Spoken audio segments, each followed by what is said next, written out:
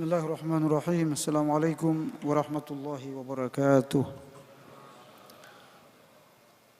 Alhamdulillahilladzi nazzala al-furqana ala 'abdihi liyakuna lil 'alamin nadhira. Asyhadu an la ilaha illallah wahdahu la syarika lah. Wa asyhadu anna Muhammadan 'abduhu wa rasuluhu al-mab'utsu kafatan lin-nasi basyiran wa nadhira. اللهم صل وسلم وبارك وكرم على هذا النبي الكريم نبينا وشفيعنا وحبيبنا وقرة أعيننا وقدوتنا محمد وعلى آله وأصحابه تسليما كثيرا أما بعد تبتم وطاب منشاكم وتبوأتم من الجنة منزلا. Bapak Ibu jamaah Isya, jamaah Maghrib dan Isya Masjid Darussalam yang dirahmati Allah Subhanahu wa taala. Kita bersyukur alhamdulillah Allah terus menempatkan kita dalam kondisi iman dan takwa. Allah Subhanahu wa taala terus memberikan hidayahnya, memberikan iman kita sehingga kita terus menjadi hamba yang taat pada Allah. Semoga ini terus, karena hidayah itu bisa putus, bisa nyambung, bisa naik, bisa turun. Oleh karenanya kita syukuri hidayah ini, iman ini, lezatnya ibadah ini, sehingga terus berada dalam kehidupan kita insyaallah. Salawat beserta salam juga terus kita sampaikan kepada Rasulullah Muhammad sallallahu alaihi wasallam. Nabi yang terus, jamaah sekalian, yang berjuang siang dan malam bagi kemaslahatan umat, yang berjuang dengan segala yang dia miliki agar supaya kita mengetahui Allah, kita tahu halal haram, kita tahu baik yang buruk, hak dan batil dan seterusnya. Oleh karenanya sebagai rasa terima kasih kita kepada Rasulullah, kita disuruh oleh Allah terus bersalawat kepada beliau. Allahumma sholli wa sallim wa barik alaihi wa ala alihi. Bapak Ibu sekalian dirahmati Allah, tema kita hari ini adalah kewajiban seorang muslim kepada saudaranya yang ditimpa musibah. Hadis-hadis riwayat Muslim ini, karena ini kitab syarah Sahih Muslim Al-Imam An-Nawawi, saya pilihkan hadis-hadisnya tentang bagaimana kita membantu saudara kita yang ditimpa musibah, dapat masalah atau terzolimi dan seterusnya. Hadis-hadisnya banyak sekali karena banyak bab yang terkait membantu, menolong, meringankan beban saudara kita ini. Sebelum hadis-hadis saya baca, menolong saudara kita sesama muslim itu, jamaah sekalian, itu bagian penting dari ajaran Islam. Bahkan Allah menilai adanya iman kita atau tidak itu tergantung kita menolong saudara kita. Jadi Allah mengukur iman kita itu naik atau tidak, kuat atau tidak, itu dari kuatnya kita menolong saudara kita. Makanya kata Allah Subhanahu wa taala dalam beberapa surat, di antaranya surah At-Taubah, Allah berfirman, "Al-mu'minuna wal mu'minatu wal mu'minat ba'duhum awliya'u ba'd." Mukmin laki dan mukmin perempuan di antara mereka saling menjadi penolong antara satu dengan yang lain. Gak boleh sesama muslim itu tidak saling menolong, Bapak Ibu. Kalau tidak saling menolong, maka tidak bisa disebut mukmin. Ya. Oleh karenanya dalam ayat yang lain Allah Subhanahu wa taala menetapkan ukhuwah itu berdasarkan keimanan. Ukhuwah, persaudaraan berdasarkan keimanan. Bukan berdasarkan kesukuan. Bukan berdasarkan nasionalisme, bukan. Tapi berdasarkan keimanan. Allah Subhanahu wa taala berfirman, "Innamal mu'minuna ikhwah." Hanya saja orang yang, kalau hanya saja itu lil hisar, membatasi. Mukmin itu ya mereka yang bersaudara. Ya, kalau nggak bersaudara bukan mukmin. Oleh karenanya Bapak Ibu sekalian, Allah Subhanahu wa taala menggandengkan antara ta'awun, saling tolong menolong, dengan takwa. Ya, ada orang bilang saya paling takwa tapi nggak mau nolong saudaranya, diragukan ketakwaannya. Allah Subhanahu wa taala berfirman, "Wa ta'awanu 'alal birri wat taqwa wa la ta'awanu 'alal itsmi wal 'udwan wattaqullaha innallaha syadidul 'iqab." Tolong menolonglah kalian. Ta'awun, ta'awun itu fi'lul musyarakah. Allah menggunakan kalimat fi'lul musyarakah. Kata kerja musyarakah. Apa itu kata kerja musyarakah? Saling. Jadi tidak berat sebelah. Dia maunya hanya ditolong, tidak. Tetapi saling menolong. Setelah kita ditolong orang, ya kita harus nolong orang. Baik. Itu namanya saling ta'awan. Kalau cuma sebelah aja yang nolong, itu bukan ta'awan namanya. Ngemis itu namanya. Kalau ta'awan itu saling. Kapan dia susah kita tolong. Kapan kita susah ditolong lagi sama saudara kita. Itu ajaran Islam. Bagian dari takwa. Kata Allah, saling tolonglah kalian. Saling tolong menolonglah kalian. Dalam kebaikan dan takwa. Tapi jangan sekali-kali saling tolong dalam dosa dan kejahatan. Saling tolong dalam hal merusak hutan, merusak bangsa, merusak umat, merusak negara, jangan. Wattaqullah, dan takutlah kepada Allah Subhanahu wa taala. Innallaha syadidul iqab. Sesungguhnya Allah Maha dahsyat balasannya, azabnya. Bapak Ibu sekalian, memang bencana ini luar biasa. Sampai sekarang ini sudah kurang lebih 800 yang meninggal. Aceh, Sumatera Barat dan Sumatera Utara. Udah hampir 800. Yang hilang itu 600 lebih nggak ketahuan. Ribuan yang mengungsi. Di Aceh itu ada 3 atau 4 desa yang hilang Pak. Jadi sungai semuanya. Bayangkan 4 desa. Dulu di Palu itu 2 desa yang hilang karena likuifaksi. Itu pun udah luar biasa dahsyat. Ini 3 sampai 4 desa, bahkan mungkin 5 desa yang hilang di Aceh. Saya ketemu semalam dengan orang Aceh yang baru datang dari sana, dai yang ada di sana. Berapa? Sekitar 3 atau 4 desa. Belum di Sumatera Barat, Sumatera Utara, Masya Allah, luar biasa. Musibah itu kata Allah Subhanahu Wa Taala tidak pernah datang karena tidak tanpa sebab. Pasti ada sebabnya, Bapak Ibu. Kata Allah Subhanahu Wa Taala, Zahara al-fasadu fil barri wal bahri bima kasabat aydin nas liyudhiqa ba'dahum amilu ba'da alladhi amilu. Sudah nampak kerusakan di atas bumi, baik di lautan maupun di daratan, kata Allah.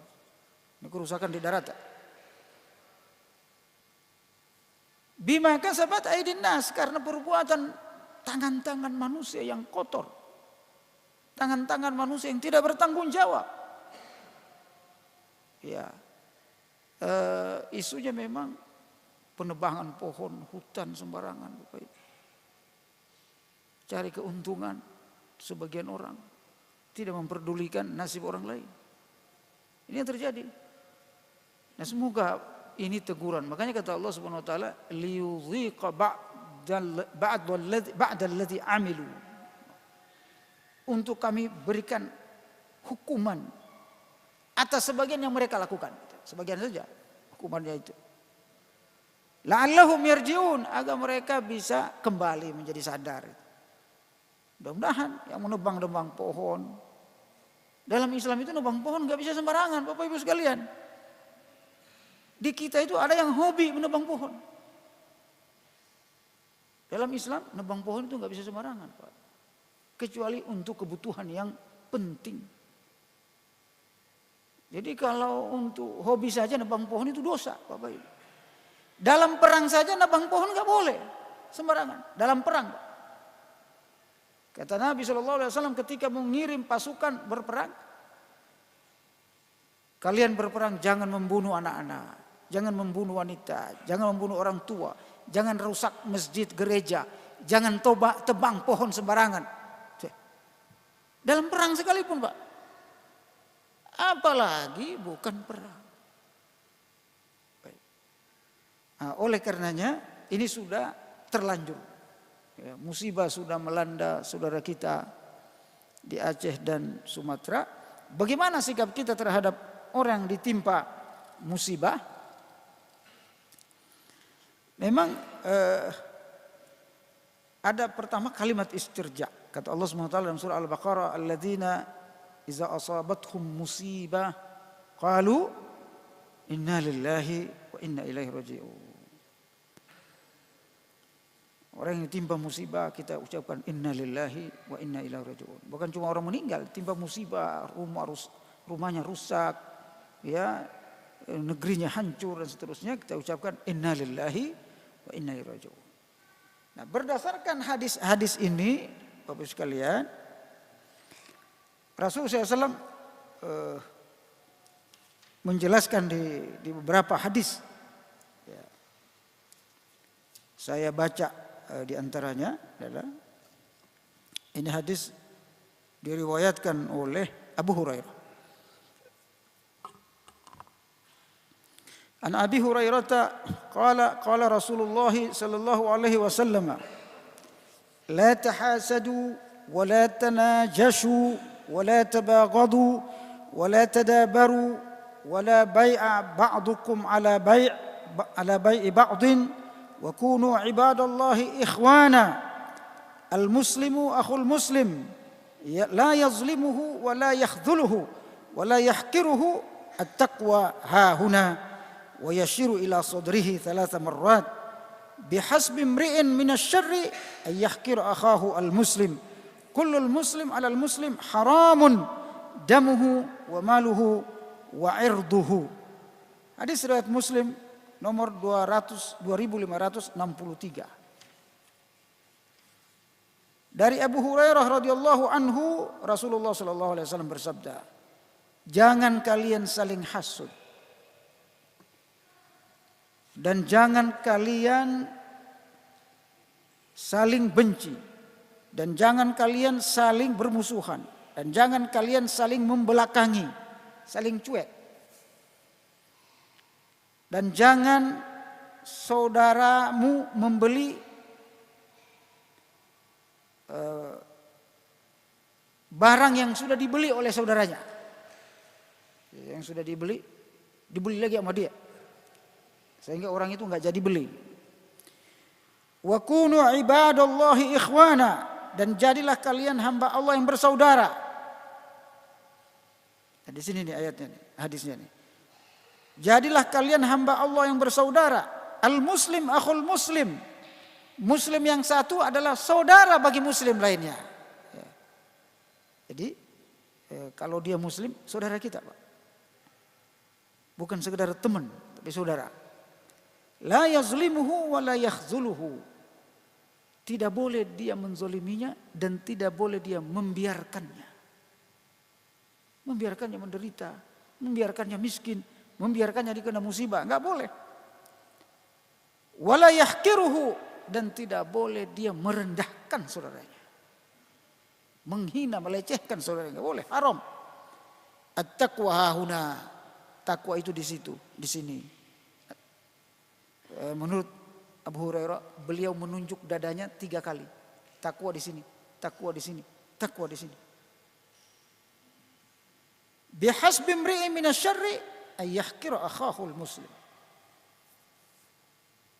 Kejahatan itu bisa diukur, kejahatan seorang muslim bisa diukur hanya dari dia meremehkan saudaranya yang lain. Itu sudah disebut kejahatan, kata Rasulullah. Kullul muslim alal muslim haramun damuhu. Setiap muslim dengan muslim yang lainnya haram darahnya, hartanya, dan harga dirinya. Maksudnya tidak boleh diganggu hartanya, darahnya, dan kehormatannya. Imam Nawawi mensyarahkan hadis ini. Ya. Kata beliau, wa amma la yakhzuluhu faqala al ulama. Adapun la yakhzuluhu, tidak membiarkannya. Artinya apa? Al khadlu tarkul i'anah wan nasri. Al khadlu dalam hadis ini kata Imam Nawawi yaitu meninggalkan saudaranya tanpa menolongnya. Itu namanya al khadlu. Haram kita meninggalkan saudara kita, melihat kondisi kita, saudara kita menderita, lalu kita nggak bikin apa-apa, nggak berbuat apa-apa. Haram hukumnya. Wan nasru, dan menolongnya, membantunya, meringankan beban. Wa ma'nahu idza sta'ana bihi fi daf'in dhalim wa nahwihi lazimahu i'anatahu. Maknanya kata Imam Nawawi, apabila saudara kita meminta pertolongan kita untuk membebaskan dia dari kezaliman, membebaskan dia dari musibah, bencana, maka seorang muslim wajib menolong saudaranya itu. Idza amkanahu, kalau dia mampu menolongnya.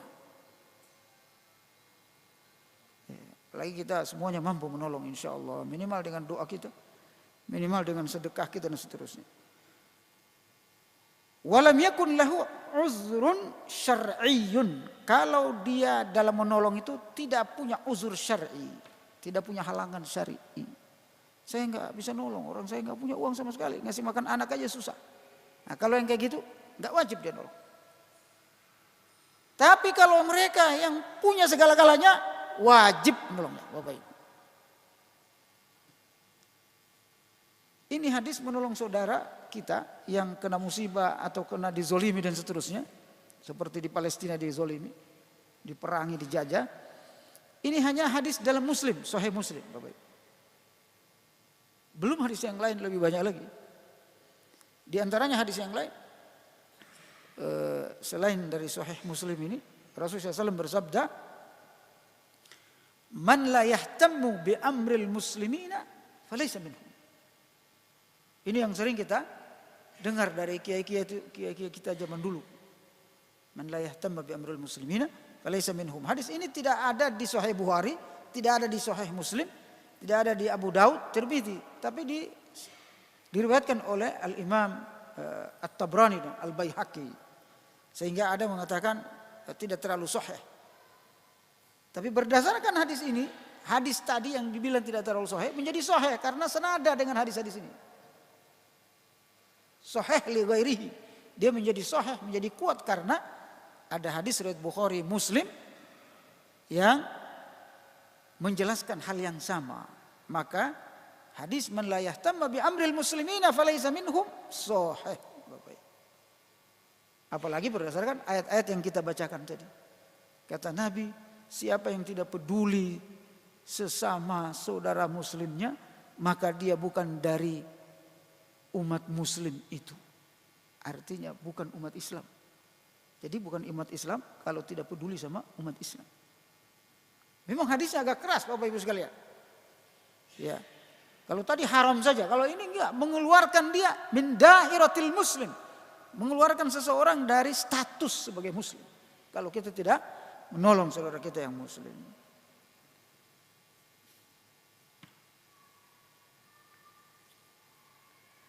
Ay la yahtaqiruhu fala yunkiru alaihi wa la yastasghiruhu wa yastaqiluhu.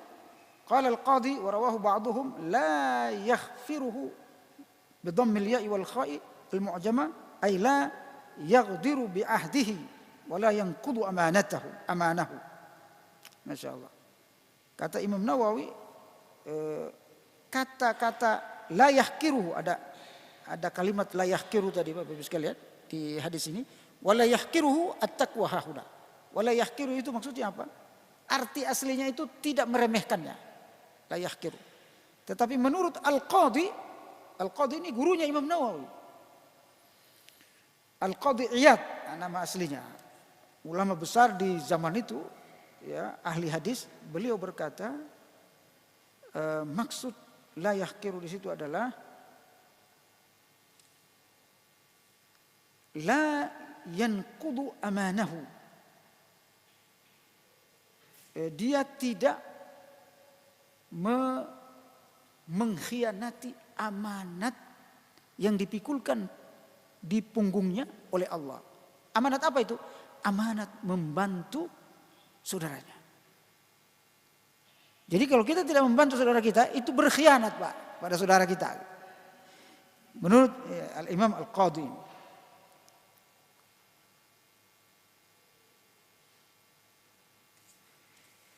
At-taqwa hahuna.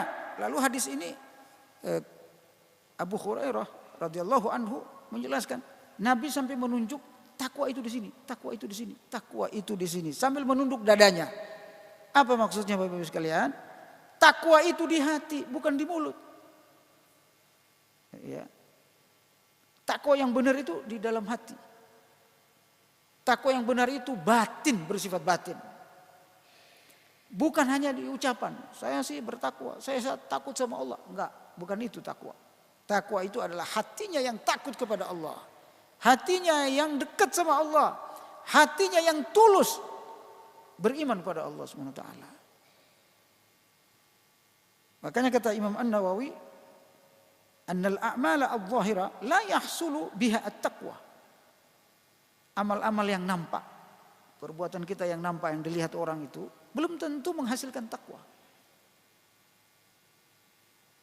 Wa innama tahsulu bima yaqa'u fil qalbi. Tetapi yang menghasilkan takwa itu adalah apa yang ada di dalam hati. Ya, keyakinan kita kepada Allah bahwa kita menolong saudara kita akan ditolong oleh Allah. Dalam hadis riwayat Bukhari, Bapak Ibu sekalian, ini Muslim, ada hadis riwayat Bukhari. Rasulullah SAW bersabda,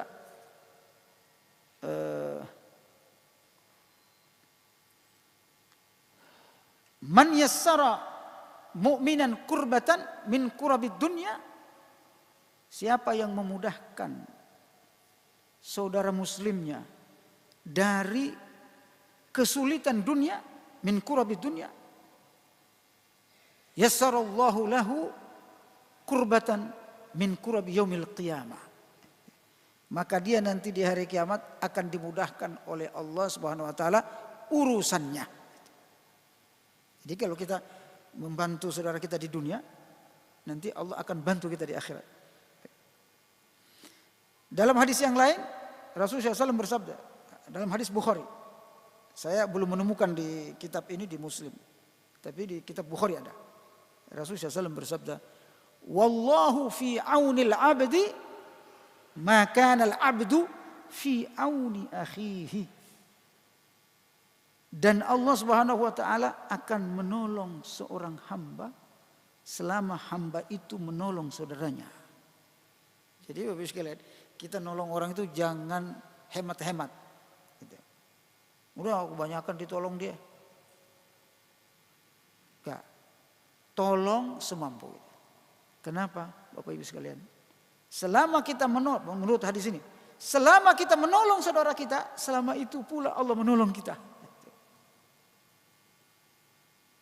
Ya, selama kita masih terus menolong saudara kita, maka Allah SWT akan terus menolong kita. Kapan kita berhenti menolong saudara kita, Allah akan berhenti menolong kita, menurut hadis ini. Subhanallah. Jadi tidak ada ruginya untuk menolong, Bapak Ibu sekalian. Para ulama mengatakan orang yang sering menolong itu ada beberapa manfaatnya. Yang pertama Bapak Ibu sekalian, dia dapat pahala yang besar, udah pasti. Yang kedua dia ditolong oleh Allah menurut hadis ini. Yang ketiga Bapak Ibu sekalian, secara duniawi dia akan disayangi oleh orang. Dia akan dihormati oleh orang lain. Jadi kalau kita sering menolong orang sayang kita, Pak. Jangan orang baik dia. Jangan difitnah dia orang baik. Tapi kalau kita jarang menolong orang, mudah kita kena fitnah. Dizolimi kita, orang bilang, saya nggak tahu dia sih, dia juga nggak pernah bantu. Jadi manfaat itu Bapak sekalian, dunia dan akhirat. Subhanallah. Banyak kejadian Bapak sekalian, semua toko dirampok. Waktu itu kondisi kerusuhan yang luar biasa. Kecuali tokonya dia dijaga sama orang. Kenapa? Ini orang baik. Ini terjadi di Sulawesi Tengah, di daerah saya. Ada seorang kaya luar biasa, asetnya banyak sekali di kota Palu itu. Semua waktu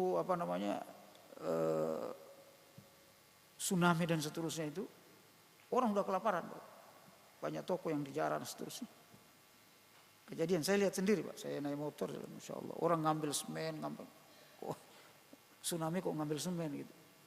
Karena tokonya semua dia, toko orang kafir, orang muslim yang enggak. Tapi ada toko di tengah-tengah kota, besar sekali, enggak diapa-apain. Kenapa? Ini orang baik, sering bantu. Coba, dalam kondisi seperti itu masih orang mikir Bapak. Jadi tidak ada ruginya kita menolong orang.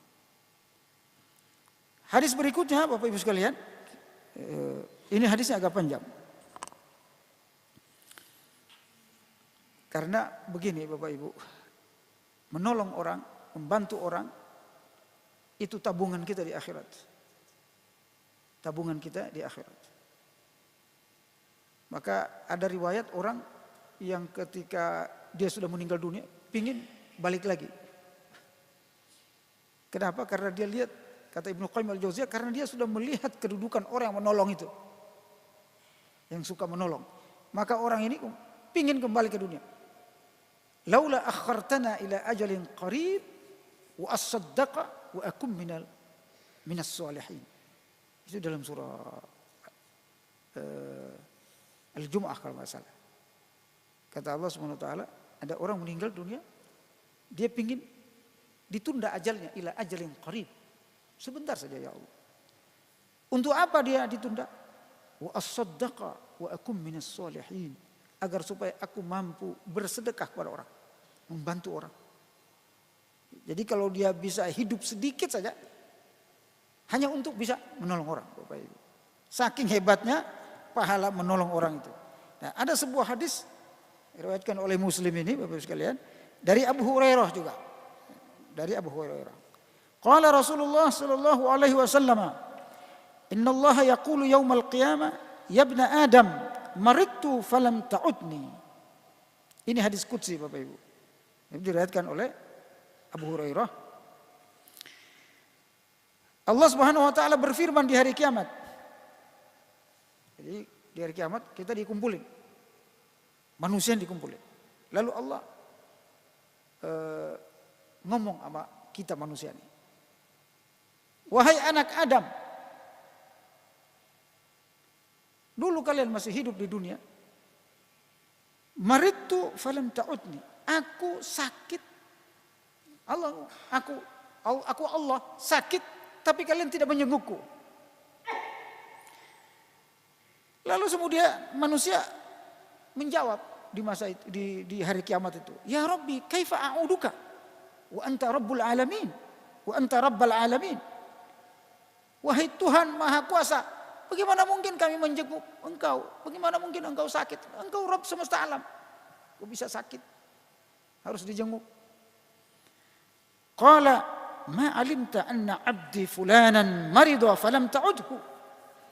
Kata Allah, yang saya maksud aku sakit adalah sesungguhnya aku punya hamba namanya si fulan. Dia sakit dan tidak pernah kamu jenguk. Bayangkan Bapak Ibu sekalian, orang sakit Allah ilustrasikan dengan dirinya, orang sakit.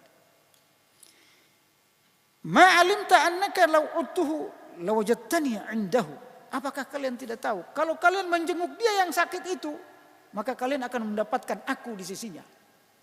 Insyaallah. Ini saudara kita yang bukan cuma sakit ya di Sumatera itu Bapak Ibu sekalian. Kehilangan keluarga, kehilangan rumah, cacat dan seterusnya gitu. Kalau kita menjenguk mereka atau siapa saja yang sakit, kata Allah, aku berada di sisinya. Ini hadis riwayat Muslim Bapak Ibu sekalian, hadis qudsi lagi. Ya ibn Adam, istat'amtuka falam tut'imni. Aku sudah memberikan makan kepada kalian, tapi kalian tidak memberi makan aku. Jawab lagi ini hamba, ya Rabbi kaifa at'amuka? Ya Tuhanku, bagaimana kami memberi makan engkau? Wa anta rabbul alamin, sesungguhnya padahal engkau adalah Rabb semesta alam.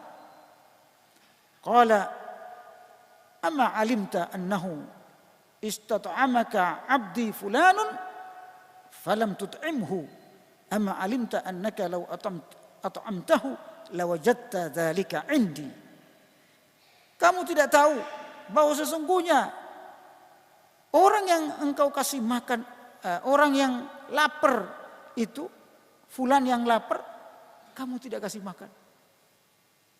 Maksudnya Allah lapar di sini, maksudnya hambanya yang lapar, lalu kemudian kita tidak kasih makanan. Nah saudara kita sekarang Bapak Ibu sekalian, informasi terakhir, makanan sulit, pakaian sulit, karena habis semuanya. Kalau engkau memberi makan fulan, maka sesungguhnya engkau telah memberi makan aku. Maksudnya pahalanya Allah Subhanahu wa taala berikan. Ama alimta annaka law at'amtahu lawajadta dzalika 'indi. Tidakkah engkau ketahui kalau engkau memberi makan si fulan itu, maka engkau akan mendapatkan aku di sana. Apa maksudnya Bapak sekalian? Allah bersama orang yang memberi makan seseorang. Subhanallah. Ya ibn Adam, istaqaituka falam tasqani. Qala ya Rabbi kaifa asqika wa anta rabbal alamin. Wahai anak Adam, aku telah memberi minum kamu, tapi engkau tidak memberi minum aku.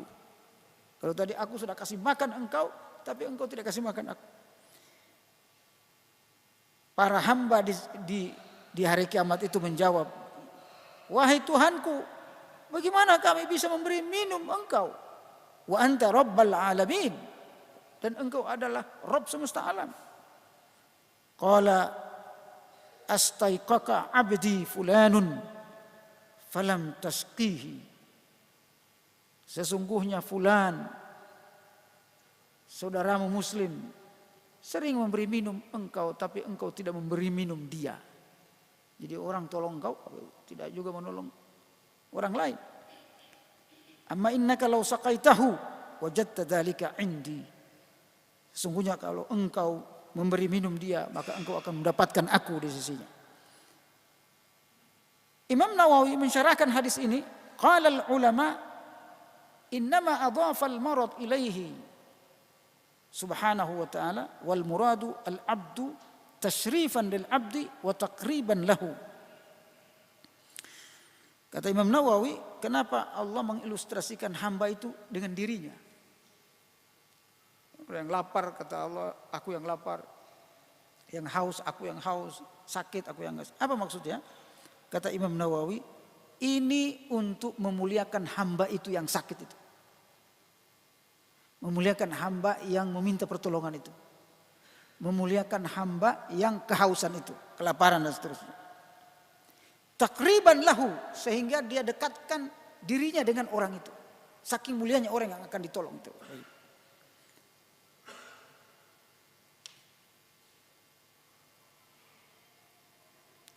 Wa ma'na wajadtani indahu ay wajadta thawabi wa karamati. Maksud Allah mengatakan kalau engkau kasih makan dia, engkau akan dapatkan aku di sana. Bukan zat Allahnya yang kita dapat di sana, tetapi pahala dan kemuliaan yang Allah berikan di sana. Itu maksudnya. Bapak Ibu sekalian, hadis ini memang luar biasa, kalau tanda kutip agak aneh begitu, karena dia hadis qudsi, Allah sendiri yang ngomong. Hadis qudsi itu adalah firman Allah, Bapak Ibu. Hadis qudsi adalah firman Allah langsung, tapi diucapkan oleh Nabi Muhammad. Redaksinya dari Nabi Muhammad. Apa bedanya hadis qudsi dengan hadis biasa? Hadis biasa makna dan redaksinya dari Nabi Muhammad sallallahu alaihi wasallam. Tapi kalau hadis qudsi, maknanya dari Allah, redaksinya dari Nabi Muhammad. Apa beda hadis qudsi dengan Quran? Kalau Quran, makna dan redaksinya dari Allah SWT. Kalau hadis qudsi, makna dari Allah, redaksinya dari Nabi Muhammad. Ya, harus bisa bedain Pak ya. Jadi kalau Quran, makna dan redaksinya dari Allah, dua-duanya dari Allah. Ya, lafaznya semua dari Allah. Bismillahirrahmanirrahim, dari Allah semua. Alhamdulillahirabbil alamin, dari Allah semua, lafaznya, maknanya dan seterusnya. Kalau hadis qudsi, maknanya dari Allah, lafaznya lafaz Nabi Muhammad. Nabi Muhammad SAW yang membuat redaksinya seperti ini.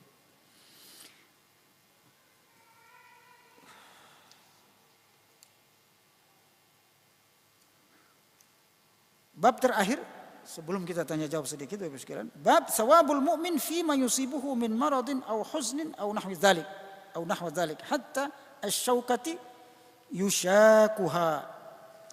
Ini hadis Bapak Ibu sekalian juga sangat penting hadis ini.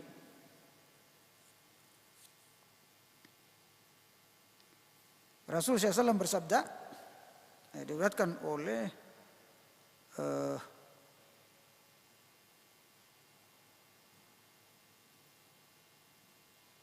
Abdullah, ya. Dakhaltu ala Rasulullah SAW wa huwa yu'aku fa yamassistuhu biyadi. Faqultu ya Rasulullah innaka la tu'akuka wa'kan syadidan. Nah, Abdullah ini masuk ke dalam rumah Rasulullah SAW, menjenguk Rasulullah SAW. Lalu beliau bersabda, ma min muslim yusibuhu adza min maradin fama siwahu illa hattallahu bihi sayyi'atih kama tahuttu syajarata waraqaha. Rasulullah SAW bersabda, seorang muslim yang ditimpa musibah, timpa musibah atau sakit atau yang lainnya, setiap musibah yang menimpanya, sakit yang menimpanya, illa hattallahu bihi sayyi'atih, Allah akan menghapuskan dosa-dosanya. Jadi yang ditimpa musibah, Bapak sekalian, sakit itu menghapus dosa kita. Kalau tadi yang membantu, kalau ini yang ditimpa musibah, dia dihapus dosa-dosanya, kama tahuttu syajaratu waraqaha, sebagaimana Allah Subhanahu wa taala merontokkan daun-daun pohon yang kering. Dosa-dosanya runtuh semuanya. Semoga dosa-dosa saudara kita yang ditimpa musibah dihapuskan oleh Allah Subhanahu wa taala berdasarkan hadis ini. Ini barangkali Bapak sekalian, kita tanya jawabnya itu setelah salat. Apa sudah azan belum? Sudah azan. Kita dengarkan azan, setelah itu nanti tanya jawab setelah salat Isya. Demikian, assalamualaikum warahmatullahi wabarakatuh.